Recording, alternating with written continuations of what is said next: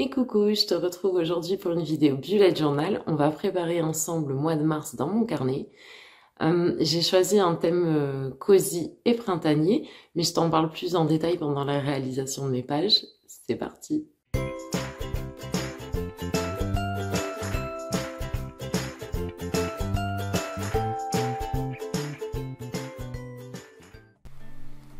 Bon, on va pas se mentir, cette vidéo sort un petit peu en retard pour le plan de du mois de mars, c'est un petit peu, voilà, mais bon, elle a le mérite de sortir.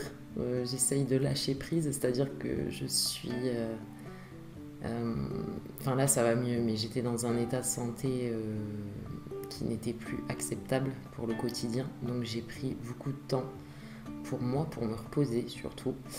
Et en dehors de ça, eh bien, il y avait des choses beaucoup plus urgentes que YouTube. Mais j'aime faire ces vidéos, donc voilà. Et puis, c'est un thème suffisamment printanier de toute façon pour convenir en avril, en mai. Ou en plein mois de décembre, si vous avez envie de printemps en plein mois de décembre, pourquoi pas. Vous savez ce que j'en pense, hein, il n'y a pas de... Et voilà, il n'y a pas de saison, il n'y a que des envies. Donc on est parti sur un thème plutôt cosy, mais quand même avec le retour du vert, parce que j'habite dans le sud, enfin dans le Var plus exactement, et nous avons de très très belles journées. Alors je sais, c'est très agréable, mais ce n'est absolument pas normal. Quand je dis de très belles journées, c'est-à-dire qu'on a eu des journées à 18. Alors entre-temps, je vous rassure, il pleut, il a neigé même. Mais ça donne vraiment envie de printemps. Et de toute façon, dans le sud, faut pas se leurrer, on n'en a plus depuis belle lurette. En fait, voilà, on va avoir des belles journées comme ça.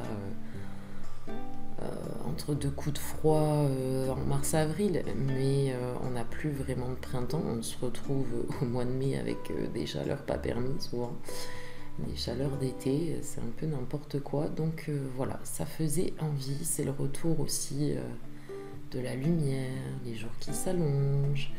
Et en même temps, bien, comme je vous dis, c'est entrecoupé quand même par de la neige. Euh, je voulais quand même garder l'aspect cosy à l'intérieur de chez soi, parce que je sais que malgré de belles balades, je vais avoir tendance à hiberner encore un peu, vous voyez. Euh, donc, d'où mon choix de thème, mais bon, ça après, c'est très personnel. Voilà, donc c'est une page quand même assez bien chargée pour ma cover page, mais c'est finalement que des doodles assez faciles à réaliser, hein. Il n'y a que des formes géométriques, bon, c'est pas fifou. Bon, mes petits lampions, je devais pas du tout les faire comme ça, et puis j'ai oublié, parti dans le truc, bon, écoutez, ils ont le mérite d'être là, ils font leur taf, voilà. Alors ça m'a fait rire parce que finalement sur ma palette de couleurs, je me suis rendu compte que j'étais proche de celle de novembre. Je crois que cette année, je suis très dans le jaune en fait. Mais du coup, ça m'a fait rire de voir que en novembre, j'avais envie de ces couleurs qui, pour moi, étaient... Enfin, c'était une planche de stickers cosy, mais automnale, on va dire. Et là, finalement, c'est pour le printemps, mais c'est plus ou moins les mêmes couleurs. Donc, voilà, c'était rigolo. Pas la même saison, mais je sais pas. Visiblement, en ce moment, le cosy m'inspire ces couleurs. Vous allez juste pas voir le titre. Je tamponne le titre au moment marquant sur la page de gauche. Je sais pas ce qui s'est passé, mais je me suis retrouvée sans cette partie-là. Est-ce que... je sais pas, il y a dû avoir un bug au niveau de mon portable. Voilà, je m'en suis rendu compte en plus qu'au montage, donc c'est comme ça, c'est la vie. Pour mon calendrier, d'habitude, je fais une présentation plutôt type Calendex, sous forme de tableau, mais horizontal. Et là, clairement, en ce moment, je m'en sers pas trop.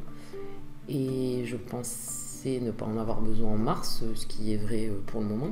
Donc je suis partie sur un petit tableau avec des petites cases, comme ça se fait beaucoup. Et puis j'ai pu y rentrer mon code couleur et mon petit encadré en avril pour si j'ai des notes à prendre, enfin, des trucs à pas oublier. Bien que j'ai un futur log, mais ma mère elle a du mal à se rentrer les trucs. C'est pas une mauvaise chose de le faire plusieurs fois. Et puis évidemment je le mets aux couleurs de mon mois. Et puis je vais venir agrémenter de petits stickers. Alors l'avantage c'est que du coup il me restait une page à côté sur laquelle j'ai pu mettre mon planning Insta parce que il est dans mon classeur de travail, ce qui fait sens, mais après d'un point de vue complètement logistique dans la maison, je me trimballe pas trop avec mon classeur de travail. Mon bullet, lui, il me suit un peu sur mes 4 étages, mais pas mon classeur de travail. Et quand je veux publier le matin, parce que je me fais mon petit planning d'abord au crayon gris, tout ça, quand je veux publier le matin, vous pouvez être sûr que j'ai jamais mon classeur de travail sous la main et je ne sais plus ce que je dois publier. Bon, je me disais, il faut que tu y penses le soir, il faut que tu y penses. Et là, c'est présenté cette occasion d'avoir une page, donc c'est très bien. Et j'avoue que là, on est donc le 9 quand j'enregistre ce voice-over. Et je suis vraiment très contente de l'avoir dans mon bullet journal classique. Donc je vais essayer de le réintégrer tout le temps. Peut-être sous forme de rabat, comme vous allez voir dans il me semble, la page suivante. Voilà, une espèce de rajout de page pour avoir ça sous les yeux. Parce que j'avoue, c'est vraiment très très pratique. Et puis du coup, voilà, le titre, je l'ai... alors j'ai tamponné de travers parce que mon conjoint, il est rentré du boulot pendant que j'étais en train de faire ça.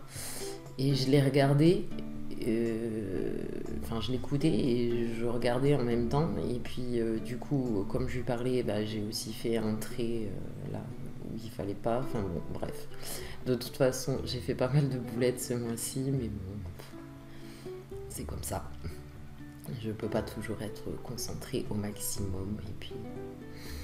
Et puis c'est pas bien grave, c'est pas une grosse tâche. Bien que niveau tâche, vous verrez quand on passera au menu, il m'est arrivé une catastrophe. Mais je vous en parlerai après. Voilà, et donc du coup, j'ai changé, pour ceux qui ont l'habitude de voir ma page de suivi. J'ai intégré, je vous en ai parlé je crois dans ma précédente vidéo, que je voulais intégrer un sleep tracker, un tracker de sommeil. Et du coup j'ai réussi à le mettre là et vous verrez pourquoi après, parce que donc normalement à cette place-ci j'ai mes habitudes, mon suivi d'habitude. Là comme petit, je sais pas si on peut appeler ça une citation, mais bon bref, comme citation on va appeler ça comme ça, j'ai mis All I need is tea and warm socks. Donc tout ce dont j'ai besoin c'est du thé et des chaussettes chaudes. Et en fait c'est un clin d'œil à moi-même, ça m'a fait rire parce que quand j'ai croisé ça sur Pinterest, parce que d'une, je viens de faire une grosse commande de thé à Palais d'été, donc je n'arrête pas d'en boire. Et de deux, je suis, vous savez, ce genre de fille, c'est-à-dire qu'il y a un moment de l'année, au moment du printemps, où vous voyez des gens qui sont encore en hug et des gens qui sont carrément en tongs. Moi, je ferais plutôt partie de ceux qui sont encore en hug. Bon, j'en ai pas, mais voilà, vous m'avez compris. C'est-à-dire que même en plein mois d'août dans le sud, si je vais au restaurant le soir, je mets des chaussures fermées parce que j'ai tout le temps froid aux pieds, mais même en plein été. Donc voilà, je sais que moi, je ne vais pas me sortir mes tongs au premier rayon de soleil. Donc la petite citation me faisait rire. Et puis j'avais ce petit stickers du coup de ma planche Waiting for Spring. Qui allait très bien avec la citation, donc voilà. D'ailleurs cette collection de stickers, donc n'hésitez pas à aller regarder la boutique si ça vous plaît. J'ai adoré la faire. En fait, j'étais pas. C'était suite à un mini sondage sur Insta. J'étais pas partie sur ça. Et puis finalement, le cosy printanier a été choisi. Et franchement, je suis ravie parce que je me suis vraiment amusée pendant la réalisation.